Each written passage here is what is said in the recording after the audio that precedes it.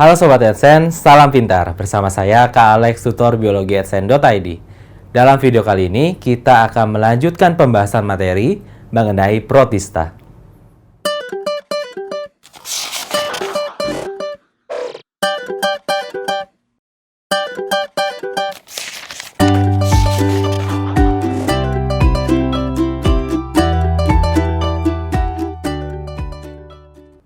Di video yang lalu, kita sudah membahas beberapa karakter umum mengenai protista. Kita tahu bahwa anggota protista isinya bermacam-macam, maka karakter umumnya juga pastinya bermacam-macam. Ada yang uniseluler, ada yang multiseluler, dan untuk hidupnya ada yang sendirian atau soliter, ada yang berkoloni, dan sebagainya. Nah, teman-teman ingat bahwa status dari protista sudah masuk sebagai eukariotik. Dan teman-teman harus tahu bahwa protista ini disebut sebagai eukariotik mula-mula. Gitu ya. Jadi kita bisa lihat gitu ya. Ini adalah organisme yang muncul pastinya setelah kingdom Monera atau prokariotik. Kemudian berdiversifikasi menjadi yang lebih tinggi, yaitu plantae, fungi, dan animalia. Nah teman-teman, untuk belajar protista, teman-teman jangan lupa dengan konsep dari eukariotismenya. Ingat bahwa eukariotik di sini berarti untuk definisi mudahnya, kita definisikan dia sebagai dia memiliki membran inti. Oke ya. Atau yang kita sebut sebagai nukleus. Nah, jangan lupa nih teman-teman untuk menonton gitu ya dan mempelajari video tentang biologi sel. Di situ sudah akan dijelaskan mengenai makna dari eukariotik itu sendiri. Teman-teman, pada akhirnya yang kita pelajari dari eukariotik nantinya adalah keberadaan struktur gitu ya yang terspesialisasi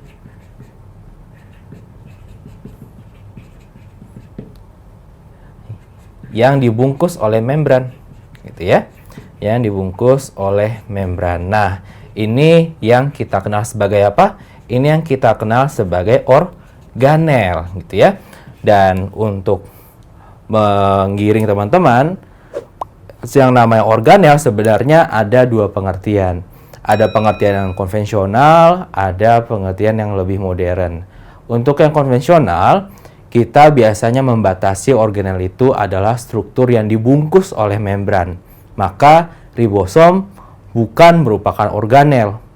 Tetapi untuk pengertian yang lebih modern atau yang menggeneralisir atau menggeneralisasi, ini organel pokoknya intinya adalah bagian dalam sel gitu ya, bagian khusus yang akan menjalankan fungsi tertentu.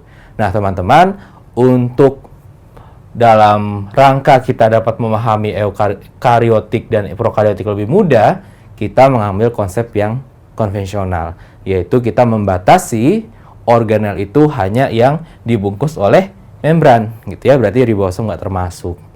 Nah, teman-teman, untuk prokariotik berarti nggak punya ini. Jadi kita dengan mudahnya langsung bisa mikir, oh berarti prokariotik nggak punya mitokondria, nggak punya yang namanya kloroplas, dan lain-lain seperti retikulum endoplasma, dan banyak lagi. Nah, jadinya teman-teman, yang namanya protista di sini tentu saja berhubungan dengan sejarahnya. Bagaimana sih bisa dari organisme yang prokariotik muncul yang eukariotik? Nah, teman-teman, ini yang kita sebut sebagai teori endosimbiosis. Nah, sebenarnya ini juga sudah dibahas di biologi sel gitu ya. Tetapi ini kita kaitkan dengan protistanya kalau yang seperti ini. Nah, jadi teori endosimbiosis di sini menjelaskan asal mulanya seperti apa. Saya akan jelaskan yang untuk sederhananya saja.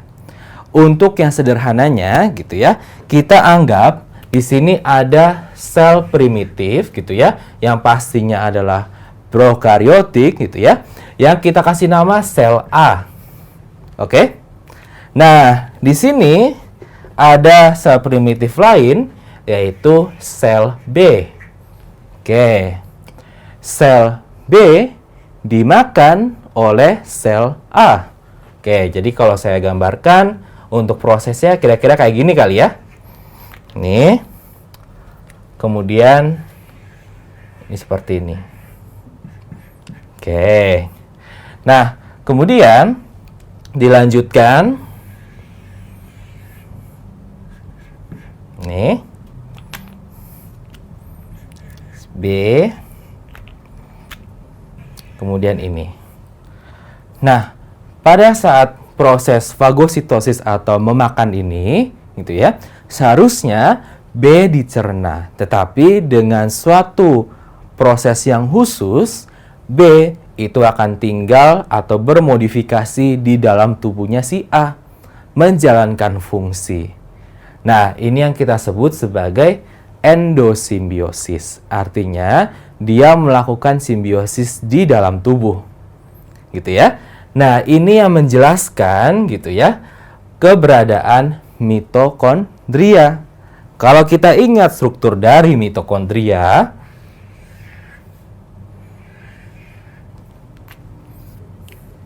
nah, kurang lebih seperti ini kan? Nah, gitu. Jadi, dia punya dua membran, ya kan? Kemudian, teman-teman tahu bahwa si B ini misalkan adalah si prokariotik, berarti bakteri dong ya. Nah, di dalamnya di sini ada ribosom dan ada DNA yang melingkar. Dan kalau dibuka sekuensnya, dia akan berkerabat dekat dengan bakteri. Oke? Jadi ini yang menjelaskan gitu ya, salah satu yang menjelaskan si protista ini. Dan tentunya proses endosimbiosis ini juga berkaitan dengan pembentukan nukleus, ya kan? Dan nanti ada kaitannya dengan flagela. Nanti kita akan lihat di latihan soal ketika kita membahas soal SBMPTN atau SIMAK UI. Nah, teman-teman, untuk proses endosimbiosis ini tidak hanya berjalan sekali saja. Dia bisa dimakan lagi gitu ya. Jadi misalkan gitu ya, ini si A yang dalamnya ada B, ini bisa dimakan oleh si C. Gitu ya, misalnya kayak gini ya, saya gambarkan sederhana saja. Nah, jadinya akan bertumpuk atau berlapis. Selain mitokondria, teman-teman juga ingat bahwa organisme B bisa merupakan organisme yang autotrof atau fotosintetik. Contohnya apa? Cyanobacteria. Maka, teman-teman, ketika si B ini dikonsumsi, yaitu si cyanobacteria yang bisa melakukan fotosintesis, maka ini yang menjelaskan awal mula dari kloroplas. Nah, kalau kita lihat di sini terjadi endosimbiosis yang kedua kalinya, berarti kita lihat kloroplasnya dia bertambah lagi. Nah, teman-teman, ini yang kita sebut sebagai endosimbiosis primer atau sekali saja, dan ada endosimbiosis sekunder. Untuk proses selanjutnya ini bisa macam-macam. Ada mitokondria yang nanti akan tereduksi atau berbentuk lain, ada kloroplas yang nanti akan kehilangan membran dan sebagainya. Nah, jadinya teman-teman, apa pentingnya endosimbiosis ini untuk pemahaman protista? Maka teman-teman, dalam proses di sini, dari proses endosimbiosis yang pertama atau yang primer, kita akan dapatkan grup alga merah dengan alga hijau. Kemudian grup-grup lainnya akan terdiversifikasi atau menjadi macam-macam melalui proses yang sekunder. Nah, teman-teman, berarti kita tahu bahwa untuk klasifikasi protista pastinya sangat kompleks. Bagaimana klasifikasi dari protista? Setelah transisi yang berikut ini. Nah, ini adalah klasifikasi yang digunakan untuk membagi kelompok atau spesies yang ada di protista. Yang ini ada 5, itu yang kita sebut sebagai supergroup. Kenapa disebut supergroup? Karena posisinya di sini bahkan meliputi kingdom yang lain. Nanti kita lihat ya. Kenapa sih bisa seperti ini? Karena statusnya masih cukup membingungkan untuk protista. Maka perkembangan klasifikasi untuk protista masih tentu saja berkembang sampai sekarang. Kita mencoba menemukan klasifikasi atau pengelompokan yang terbaik. Nah, yang di sini cukup mewakili untuk kelompok besar protista, yaitu ada Excavata, Chromaveolata, Rhizaria, Archaeplastida atau Archaeplastid, dan Uniconta. Nah, yang pertama itu adalah Excavata. Excavata biasanya itu isinya adalah organisme yang memiliki semacam lubang gitu ya di bagian pangkalnya dan mengalami modifikasi pada mitokondrianya. Saya singkat seperti ini ya. Dan biasanya memiliki flagel. Nah, teman-teman coba perhatikan. Dari tadi saya menyebutkan karakternya, saya tadi menyebutkan berkali-kali biasanya, umumnya gitu ya. Karena apa? Karena klasifikasi Excavata, Chromaveolata dan seterusnya itu didasarkan pada filogenetik atau kekerabatan yang berdasarkan pada data molekuler. Jadinya teman-teman, pola untuk pengelompokannya di sini masih dicari tahu. Oke ya. Nah, contohnya siapa sih? Nah, contohnya di sini bisa bervariasi. Yang pastinya dia umumnya berflagel. Contohnya siapa sih? Contohnya adalah Giardia yang menyebabkan diare hebat yang akan dibahas di flagellata. Kemudian ada Euglena yang nantinya akan masuk Euglenovita, bisa masuk ke flagellata ataupun bisa masuk ke protista mirip tumbuhan.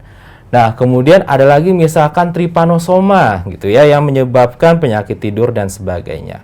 Teman-teman bisa lihat anggotanya dia sangat cukup random ya.